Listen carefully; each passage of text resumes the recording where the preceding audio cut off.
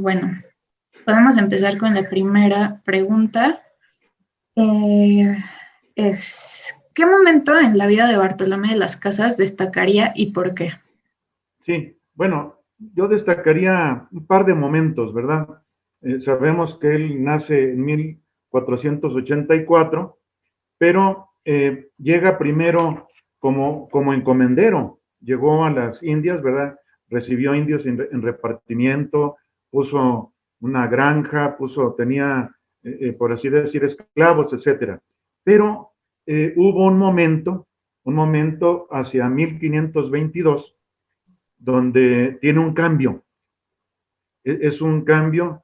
A mí me gusta lo que dice Agustín Yáñez, tiene un librito que se llama El Conquistador Conquistado, ¿verdad? Porque la predicación de Antón de Montesinos fue lo que lo convirtió, lo que lo cambió, ¿verdad? Porque Montesinos fue, como se sabe en la historia, el primer grito en contra de las injusticias que se estaban cometiendo en las Indias, y es célebre el que acaso estos no son hombres, no son seres humanos como nosotros, como diciendo que por qué los estaban esclavizando y por qué los trataban tan mal, ¿verdad?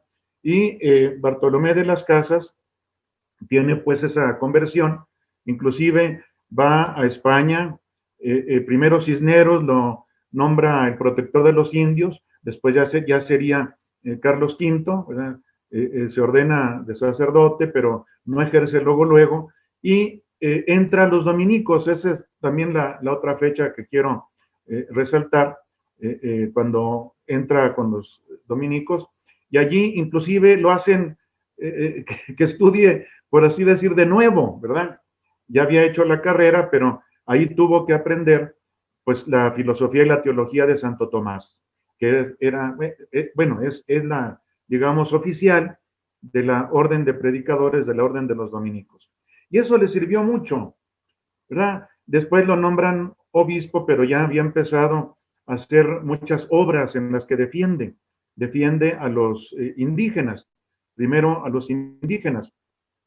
Ahorita lo diré, después también lo hará con los negros, porque siempre se le acusa de que fue esclavista, de que pidió que vinieran los negros a ayudar a los indios, pero es que él se dio cuenta de que estaban casi diezmados, estaban a punto de desaparecer, porque era tal la opresión en la que se los tenía, eran los trabajos tan duros a los que se les sometía, que estaban muriendo los indígenas. Pero después, muy pronto, se dio cuenta Bartolomé de las Casas, esto también está bastante estudiado, aunque muchos no lo toman en cuenta, ¿verdad? Que se arrepintió profundamente de haber pedido que trajeran esclavos negros de África para las Indias, ¿verdad? Inclusive para ayudar a los indígenas, y se vuelve a su vez defensor también de los derechos humanos de los negros. Defendió los dos, primero los indígenas, por supuesto, pero después también, y es algo que quiero recalcar porque al pobre de las Casas nunca le toman bien en cuenta, no saben cómo estuvo la situación por la cual tuvo que pedir esos refuerzos de los negros que vinieran a ayudar a los indígenas, porque estaban desapareciendo completamente, y después él se transforma en defensor de los mismos negros. Basta ver muchos capítulos de su gran libro, de su historia muy larga, la historia de las Indias, para darse cuenta cómo se opone a los que tenían la trata de esclavos, que eran principalmente portugueses y también los franceses, pero sobre todo los portugueses, y dijo, esto también es injusto, ¿verdad? Entonces yo creo que son dos fechas principales las que quiero señalar, la de su conversión por la predicación de Antón de Montesinos, y también ya cuando se pone como defensor de los indígenas y de los negros.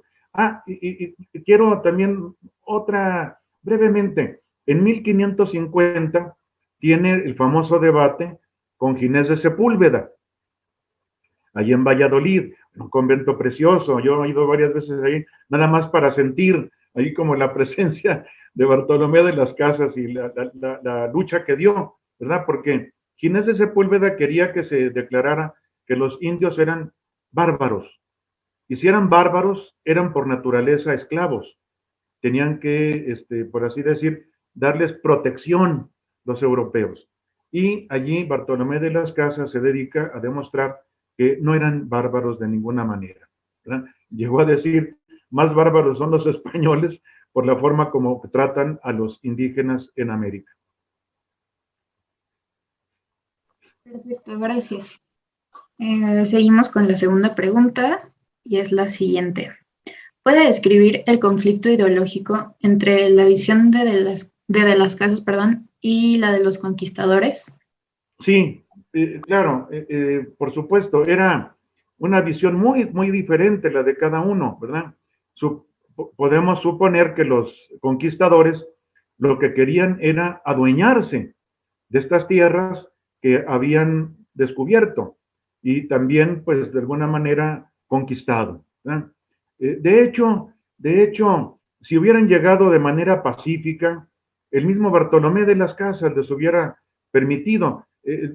Otro gran teórico de ese tiempo, Francisco de Vitoria, alegaba el derecho a ir y establecerse en varios lugares mientras no se dañara el bien común de los habitantes, ¿verdad? Pero, por ejemplo, él tenía muy claro, es un derecho que todavía no hace mucho se esgrimía, el derecho de viajar, de ir a otras partes e incluso de establecerse allí. Bartolomé de las Casas tenía otra mentalidad. A él le interesaba la evangelización, ¿no? Que se les predicara el evangelio a los indígenas y nada más. Él decía, todo lo demás que se haga va a ser injusto. Quitarles sus tierras, esclavizarlos, oprimirlos, etcétera. Inclusive, él tenía una postura, inclusive podríamos decir, diferente de otros evangelizadores, de otros predicadores, como los franciscanos, por ejemplo, Motolinía. En el caso de los franciscanos, es muy conocido también que Juan Duns Scoto, que era el gran teólogo de ellos, permitía la conversión forzada, la conversión, digamos, a fuerza. Ahora sí que lo hago por tu bien, te obligo, te esfuerzo, pero lo hago por tu bien. Inclusive en una carta que Motolinía le dirige al emperador Carlos V, le dice, mire, más vale bueno forzado que malo de grado. O sea, más vale uno bueno a fuerza que uno malo por su gusto. Pero en cambio, en los dominicos no podía hacerlo Bartolomé de las Casas porque el gran teórico de los dominicos era Santo Tomás de Aquino y él dice que es inválida, que no vale una conversión forzada. Él, claro, lo hablaba a propósito de los musulmanes, que era en aquel tiempo, en la Edad Media, con los que tenían el gran conflicto, los medievales, ¿verdad? Los latinos o los, digamos, cristianos y los musulmanes. Entonces, y unos a otros hacían guerras y muchas veces incluso se obligaban a convertirse. Y decía Santo Tomás, no, si no quieren, no se les puede obligar. Tiene que ser totalmente voluntario.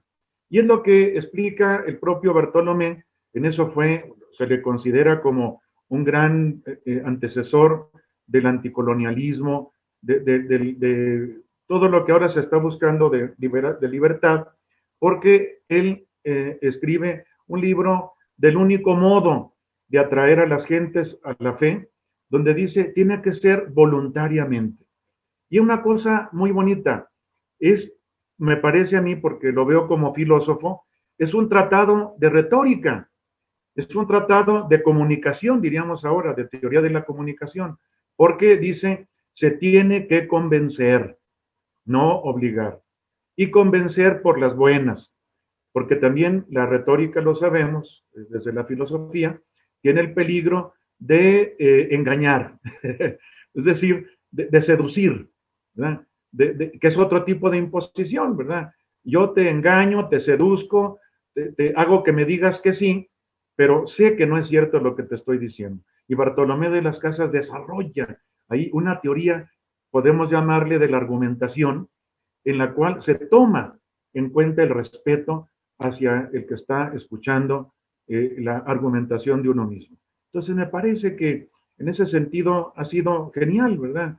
No solamente se adelantó a muchos derechos humanos que ahora tenemos, sino al de la libre expresión.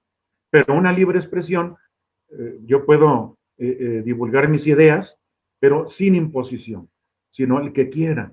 Y de una manera no truculenta, no vamos a llamarle sofística o falaz, sino de una manera bien intencionada y honrada.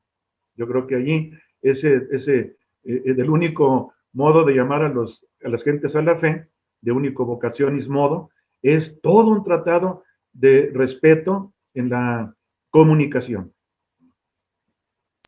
Ok, muchas gracias. Esas fueron las dos preguntas sobre la vida, el módulo que le comenté que era meramente biográfico. Ahorita vamos a entrar más a pensamiento, entonces le voy a dar la palabra a Daniel para que él continúe con estas dos preguntas siguientes. Muchas gracias. Sí, gracias a usted. Lo saludo una vez más, doctor. Sí, Como ya mencionó mi compañera, pues el segundo módulo abarca un poco más lo que es la obra y la línea de pensamiento de Bartolomé de las Casas, ¿no? Son, sí, yo creo que dos preguntas bastante concisas. Bien. La primera sería, ¿qué obra de Bartolomé de las Casas destacaría y por qué? Sí, mire, fíjese que, bueno, tiene muchas obras Bartolomé de las Casas, pero a mí la que me gustaría destacar es la apologética historia sumaria, que de sumaria no tiene nada, porque son dos tomotes que editó O'Gorman, que yo lo conocí, lo quise mucho, don Edmundo O'Gorman, lo editó en la UNAM, ¿verdad? Y es larguísimo, pues, de sumaria no tiene nada, de apologética sí tiene mucho, y de historia también. Porque, mire, me parece una cosa que yo trato de destacar en Bartolomé de las Casas, utiliza mucho el concepto de la analogía, es decir, de la semejanza, no de la igualdad, pero tampoco de la pura diferencia entre las culturas. Y eso es muy interesante, sobre todo para este proyecto que se tiene aquí de la convivencia entre culturas, ¿no es cierto? De la convivencia entre naciones, porque a través de la analogía nos damos cuenta de que el otro es mi semejante. La analogía, lo sabemos, es parecido, pero también es no es la completa igualdad, ni tampoco la completa diferencia, sino es una semejanza que es la que nada más se da entre las culturas, incluso entre los individuos, podríamos decir. Entonces, el concepto de analogía le sirvió a Bartolomé de las Casas para poder comprender lo que pudo comprender de la otra cultura, que parece que fue, diría yo, siguiendo un poco a un muy querido amigo mío que es Enrique Dussel, para él y para mí, Bartolomé de las Casas fue el que más comprendió, el que más podemos decir que entendió y respetó la otra cultura, porque en definitiva lo que dijo fue, ¿saben qué? Todo esto ha sido injusto, pidan perdón y lárguense. No, y no solo eso, pedía también que se restituyera lo que se había quitado y dañado al pueblo indígena. Y todo esto se usa en la apologética historia sumaria, en la que Bartolomé de las Casas defiende la cultura indígena. Es decir, no únicamente defiende los derechos humanos de los indios, de los indígenas, sino que defiende también la validez de la cultura de ellos. Y lo hace comparando con la cultura europea. Digamos, por ejemplo, a mí me gusta mucho porque esto es plantear analogías, ¿verdad?, entre las dos culturas, para que se entiendan cuáles son las costumbres de los indígenas. Utiliza la comparación con costumbres que tenían en Europa. Inclusive, por ejemplo, de los mismos dioses de los indígenas los compara con dioses griegos y romanos y hasta con santos cristianos, ¿verdad? San Cristóbal, por ejemplo, lo comparaba con el dios de las guerras, de los militares, en el caso de los indígenas. Entonces, él aboga por la cultura indígena como válida. Inclusive, lo que más causaba escándalo a los humanistas, como Ginés de Sepúlveda, porque es curioso, Ginés de Sepúlveda era el humanista, era el avanzado, ¿verdad? Era el moderno en el tiempo del Renacimiento. Y en cambio, Bartolomé de las Casas, muchos decían, ay, era el escolástico, anticuado, todavía medieval, etcétera, etcétera. No, fue el que se dio cuenta de que había un humanismo indígena, nada menos, que no supo reconocer el gran humanista europeo que era Ginés de Sepúlveda. Ginés de Sepúlveda, que había estudiado en Italia, que había traducido al latín muy elegante la política de Aristóteles, que era incluso del palacio, orador del palacio de Carlos V. Él no supo entender que había un humanismo no igual, sino análogo al de los europeos. Y eso fue lo que reconoció Bartolomé de las Casas en ese genial libro, La Apologética Historia Sumaria. Allí hace comparaciones por ejemplo, lo que le decía, lo que más escandalizaba a los humanistas, inclusive casi podríamos decir, lo acusaba a los indígenas de crímenes de leso humanismo, por no decir de lesa humanidad, que eran los sacrificios y la antropofagia. Y Bartolomé de las Casas llega a decir, es que al igual que en todas las religiones, los indios le dan lo mejor a sus dioses y por eso sacrifican vidas humanas. Y en cuanto a la antropofagia, dice Bartolomé de las Casas, ahí tenemos la comunión de los cristianos, donde nos comemos a Jesucristo. Entonces no podemos decir nada en contra, ¿verdad?, despreciando o desvalorando a lo que hacen los indígenas, que hacen esos ritos porque son sobre todo dentro de la cuestión religiosa de los mismos indígenas. Entonces esto es lo que se ve en ese gran libro, La Apologética Historia Sumaria. Muchas gracias. Con respecto a la siguiente pregunta, es más de su línea de pensamiento, que sería qué incidencia tuvieron los escritos y su pensamiento en la época en la que él vivió. Sí, mire, allí sí, allí es donde se ve que muchas veces el filósofo, aunque puede incidir en la sociedad, no logra muchas veces nada porque no tiene la fuerza, no tiene fuerza coercitiva, por ejemplo, para hacer cumplir los derechos humanos.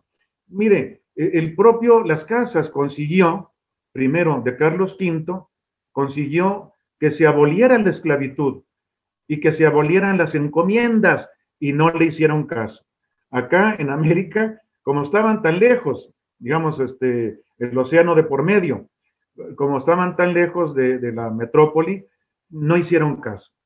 Recuerde cómo incluso, ya muy metida el virreinato, llegaban las órdenes de los reyes y decían, se acata pero no se cumple. Y les hacían una reverencia, ¿verdad? Los muy hipócritas le hacían la reverencia y no se cumplían. Y así no se cumplieron las disposiciones, lo que se llegó a llamar las leyes nuevas. Bartolomé de las Casas logró que se emitieran las leyes nuevas, que no sirvieron más que para que lo odiaran más los encomenderos. Sabemos que incluso le hicieron la guerra. Los encomenderos, hasta en alguna ocasión, se siente que lo iban ya, incluso que lo querían asesinar, que querían asesinar a Bartolomé de las Casas, porque logró esas leyes nuevas. Y otra cosa también muy fuerte, mire usted, él también, ya después de Carlos V, con Felipe II, el siguiente rey, ¿verdad?, él trató de quitar, por lo menos, que las encomiendas, que no fueran a perpetuidad, lograr que las encomiendas no fueran a perpetuidad. Y se le echaron encima todos los encomenderos, tanto de la Nueva España como de Perú. Y lo que hicieron fue ofrecerle a Felipe II oro, plata, sobre todo plata, ¿verdad?, para las guerras que sostenía, que eran muchas. Entonces, claro, con eso dijo, no, pues prefiero a los encomenderos, en lugar de lo que me dice, este señor Bartolomé de las Casas. Y así fue, ¿verdad? Por desgracia, mire, a mí me da la impresión de que el filósofo tiene que denunciar, el filósofo tiene que criticar. El filósofo siempre ha sido una especie de conciencia de la sociedad. Por lo menos escrúpulo, en el sentido clásico de scrupulum, en latín, que significa piedrecilla. Es como una piedrecita en el zapato que nos molesta y nos hace pensar. Pero ahí lo vemos, no logró prácticamente nada. Logró denunciar, logró hacer conciencia en algunos, y es lo que todavía en la actualidad se le considera, se le reconoce, a mí me da gusto, como uno de los principales antecesores del anticolonialismo, ¿verdad? Porque él sí se opuso radicalmente a esa situación en la que estaban tanto los indígenas como los negros que traían de África. Muchas gracias. Con respecto a esa línea final de su discurso, que de hecho pienso que es una parte importante del módulo 3, en lo que vamos a entrar ahorita, ¿cuál piensa que es usted la relevancia que tiene Bartolomé de las Casas el día de hoy y por qué? Sí, mire, yo creo que tiene mucha relevancia en la actualidad. Él parte de lo que llamaban en aquel entonces los derechos naturales. ¿Qué es lo que ahora llamamos derechos humanos? Estos derechos que no dependen únicamente de la positivación, en un positivismo extremo, que ya pasó, ya Ronald Dworkin, el gran filósofo del derecho más reciente, vino aquí a México y dejó a todos escandalizados porque les dijo, soy naturalista, defiendo los derechos naturales, son derechos que tiene el ser humano por el hecho de nacer, que es lo que sabemos que se pidió para que existieran los derechos humanos, como ya les llamamos ahora. Entonces, estos derechos naturales fue la batalla que dio Bartolomé de las Casas, y en ese sentido es un ejemplo para nosotros. Yo diría que para la actualidad lo que podemos aprender es que la filosofía sirve para fundamentar los derechos humanos. Bartolomé de las Casas, repito, los fundamentaba los derechos humanos en la naturaleza humana. Ahora se buscan otras modalidades. Por ejemplo, algunos defienden los derechos humanos, los fundamentan filosóficamente en las necesidades humanas, diciendo que todo derecho está satisfaciendo una necesidad y que por lo tanto de las necesidades humanas surgen los derechos humanos. Otros, más digamos en la línea de Kant, prefieren fundamentarlos en la dignidad humana. El ser humano es digno, como decía bellamente Manuel Kant, ¿verdad? El ser humano nunca puede ser utilizado como un medio, siempre como un fin, está en el reino de los fines, ¿verdad? Pero si lo vemos bien, si lo analizamos filosóficamente, nos daremos cuenta de que tanto las necesidades humanas como la dignidad humana brotan, surgen, se deducen de la naturaleza humana. Entonces, Bartolomé de las Casas no estaba tan errado. Incluso en la actualidad nos sirve para reconocer y para recuperar algo que, sobre todo después de la Segunda Guerra Mundial, de las atrocidades que hubo en ella, surgió o resurgió el interés por el derecho natural. Es decir, derechos que no dependen únicamente de la positivación. Es algo que en la actualidad necesitamos mucho, porque después de un tiempo muy grande de positivismo, a veces muy exacerbado, hemos llegado a necesitar ahora cada vez más derechos que estén fundamentados en la misma naturaleza del ser humano. Y eso es lo que en la actualidad nos enseña Bartolomé de las Casas. Muchas gracias, doctor. Le voy a pasar la voz a mi compañera para que le haga la última pregunta, también para no disponer tanto de su tiempo. Ha sido un placer poder hacerle estos cuestionamientos. Gracias. Así que lo dejo con ella. Sí, está bien. Ok, como última pregunta tenemos, ¿por qué es importante conocer el pensamiento de Bartolomé de las Casas? A ver, un poquito más fuerte. Perdón. ¿Por qué es importante conocer el pensamiento de Bartolomé de las Casas?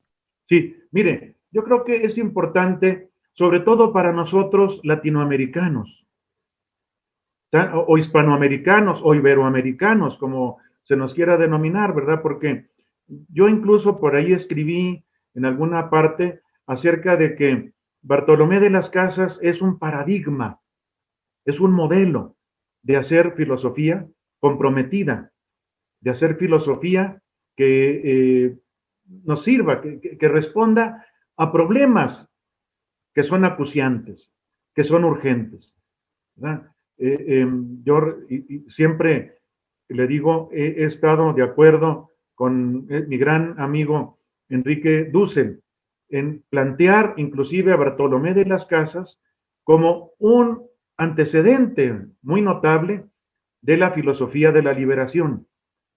Es decir, alguien que toda su fuerza fue desplegada para que, como he dicho un poco antes, no solamente se fueran los que estaban haciendo injusticia, sino que restituyeran a los indígenas lo que les habían hecho de injusticia. De veras, no he encontrado, me falta conocimiento, pero no he encontrado esa radicalidad en otros de los teóricos de la conquista. Se acerca un poco Fray Alonso de la Veracruz, pero no llega a tanto. Además, ya estaba en un momento ya muy avanzada la colonización, en la que pues ya era imposible dar marcha atrás, ¿verdad? En cambio, Bartolomé de las Casas sí le toca fresquecito el momento de la conquista y de la evangelización. Siempre creo que es importante tener paradigmas, modelos en la filosofía. En la ciencia se dan por descontados, ¿verdad? Después de Thomas Kuhn, que toma de Wittgenstein el concepto de paradigma, todos hacemos ciencia según paradigmas, es decir, según ejemplos, según modelos, que son, puede ser un profesor, puede ser un manual, puede ser un grupo, etcétera. En el caso de nosotros, los filósofos, sobre todo tenemos antecedentes, ejemplos, ejemplares, paradigmas de hacer filosofía, y a mí me encanta pensar en Bartolomé de las Casas como un paradigma para hacer filosofía en América Latina. Y añado una cosa, Ana y Guillem y Daniel, que me gustaría mucho decir, porque ustedes saben que yo he desarrollado un filosofema mexicano y latinoamericano o iberoamericano que denomino la hermenéutica analógica. Y es exactamente lo que hace Bartolomé de las Casas. Como le decía yo cuando hablaba de la apologética historia sumaria, él utiliza el concepto de analogía para poder acercarse a la otra cultura. Es lo que hacen los antropólogos para entender mal que bien a la cultura en la que llegan para conocer y para estudiar. Y en definitiva, también, en el caso de Bartolomé de las Casas, le hizo darse cuenta de lo que yo puedo llamar el humanismo indígena. Es decir, no nada más el humanismo europeo, que era el de Ginés de Sepúlveda, sino un humanismo análogo, un humanismo no igual, pero tampoco totalmente diferente, sino un humanismo análogo, que es lo que puede hacernos entender a la otra cultura. Esta idea de aplicar la analogía a la hermenéutica, yo la tomé desde hace mucho. Estaba yo todavía en el Instituto de Investigaciones Filosóficas, que a mí me gusta mucho, pero me cambié al de Filológicas para trabajar precisamente estos temas. Pero estando todavía en Filosóficas, el año 86, pude discutir esto con un gran hermeneuta, el gran Paul Ricoeur, que fue el que me dijo, mire, a usted le va a servir para lo que está trabajando del símbolo, de las culturas, etcétera, el concepto de analogía. Y desde el 86 hasta el año 93 me puse a estudiar, me puse a trabajar, me puse a hacer tarea para después lanzar el año 93 la idea de una hermenéutica analógica, que lo lancé en un congreso grande mexicano, el de la Sociedad Mexicana de Filosofía, que tenía en aquel entonces, era la presidenta, mi querida amiga, ya afinada, Graciela Hierro. Chela me pidió que tuviera una mesa plenaria en la que lanzara esa idea de una hermenéutica analógica que, como ustedes lo han visto, le debe mucho, no solo a Paul Ricoeur, sino también a el gran Bartolomé de las Casas. Yo les agradezco mucho esta entrevista que me ha gustado mucho. Guillem, sí. Mira, nada más quisiera mostrar, si se puede, no sé si lo pueden, 3 libritos míos que pueden servir de bibliografía. Mira, no sé cómo le hagan para, Ahí se ve, sí. Ahí.